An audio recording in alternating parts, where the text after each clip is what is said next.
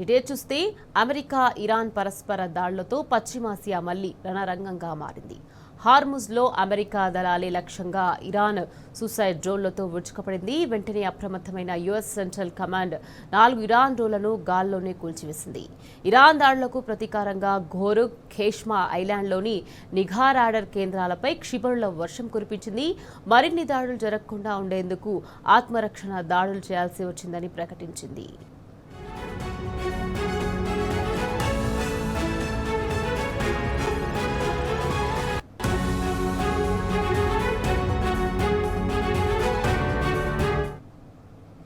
America మళ్లీ యుద్ధానికి దిగితే తాము సైనిక చర్యల పరిధిని విస్తృతం చేస్తామని హెచ్చరించింది ఇరాన్.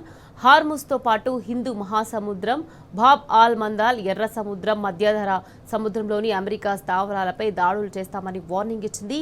ఈసారి తమ భూతల సైనిక శక్తిని ప్రపంచానికి చూపిస్తామని తేల్చి చెప్పింది. మరోవైపు అమెరికాతో జరుగుతున్న చర్చల్లో ప్రతిష్టంభన నెలకొంది. అయితే ఇరు దేశాల మధ్య శాంతి ప్రక్రియను పునరుద్ధరించాల్సిన బాధ్యత పూర్తిగా అమెరికా చేతుల్లోనే ఉందంటోంది ఇరాన్. ఒప్పందం కుదరాలంటే సీజ్ చేసిన $24 బిలియన్ల ఇరాన్ ఆస్తులను విడుదల చేయాలని డిమాండ్ చేసింది. అయితే చర్చలు పీక్ దశకు చేరిన వేళ నిధులను విడుదల చేస్తే చర్చల్లో పట్టు కోల్పోతామని అమెరికా యోచిస్తోంది.